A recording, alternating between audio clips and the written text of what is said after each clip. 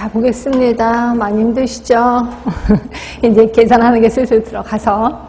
일단 우리 쪽지시험 답 좀 맞출게요. 자, 1번입니다. 특정 집단 전체가 120명이래요. 수두가 첫 번째 주에 13명, 두 번째 주에 7명, 세 번째 주에 3명의 환자가 차례대로 발생됐대요. 3주째 발생률이야.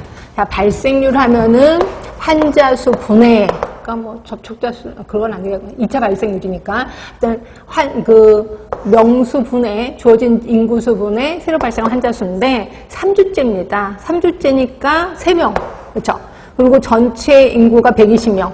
120분의 3 하면 큰일 나는 거지. 왜냐면 첫 번째 주 발생한 환자, 그러니까 기존의 환자는 빼주셔야 되잖아요. 첫 번째 주 13명 빼주셔야 되고, 두 번째 주 7명 빼주셔야 되는 거야. 그리고 퍼센트니까 곱하기 100을 하셔야 되겠죠. 그래서 답은 100분의 30이니까 3%가 나올 겁니다. 3%. 답은 3번이에요.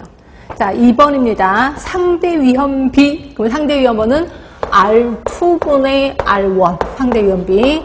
자, R2는 비음주자 중에서의 고혈압 환자입니다. 비음주자가 150명이고 이 중에서 고혈압 환자 50명이 발생이 됐고요. 그 다음에 R1은 음주자 중에서 음주자 150명. 아, 분모는 똑같네. 계산하기 편하겠네. 그리고 고혈압 환자 100명입니다. 그러면 곱하기 100을 안 해도 된다. 여기 퍼센트가 없으니까. 그러면 50분의 100이니까 2가 되겠네. 답은 2번이에요. 자, 그 다음에 3번입니다. 폐암 발생을 연구하기 위해서 코호트 연구에서 폭로군이 1000명당 72. 자, 비폭로군입니다. 비폭로군이 5만 명당 18명. 그러면 얘가 R1이네, 뭐. 얘가 R2네. 그럼 이거 갖고 계산하면 되겠네요. 자, 귀속위험도입니다. 귀속위험도는 빼는 거지. 기여위험도니까. R1에서 R2 빼요. R1에서 R2를 빼. 그래서 계산을 했더니, 저 계산 미리 했습니다.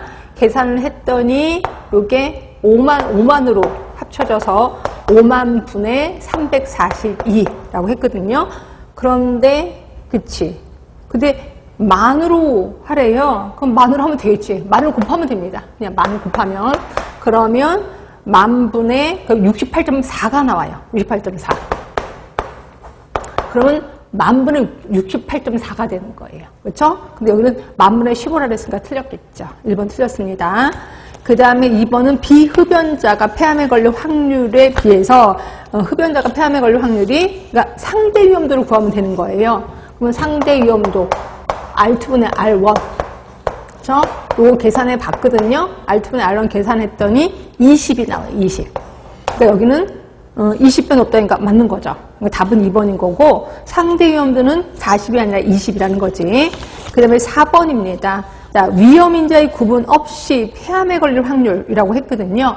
그럼 위험인자의 걸릴 확률이 없이라 그랬으니까 그냥 다 더해주시면 되는 거예요. 결국 10,000명 플러스 5만 명이니까 6만 명이에요. 6만 명 중에, 자, 아까는 72명 걸렸고, 네, 또 한 사람이 뭐야? 8이죠, 8. 8명이죠, 8명. 맞죠? 아, 18명. 글자를 똑바로 써야지. 18명 플러스 18명. 이렇게 해서 계산해 주시면 돼. 그런데 10,000명당이니까 곱하기 만을 해주시면 돼요. 그래서 계산을 해보면 이게 15이 나와요. 결국 4번에 위험인자의 구분 없이 폐암에 걸릴 확률은 10,000명당 15명이어야 한다. 근데 18명이라는 수가 틀렸습니다. 답은 변함없이 2번이라고 보시면 되고요. 4번입니다. 질병 발생 원인이 되는 속성이나 요인에 폭로됨으로써 질병에 이완될 위험도가 얼마나 되는지를 측정하는 방법에는 두 가지가 있어요. 그렇죠? 그 중에 하나 A는 순수하게 원인에 노출돼서 나타난 질병 발생이 어느 정도 규모인지를 알고자 하는 방법.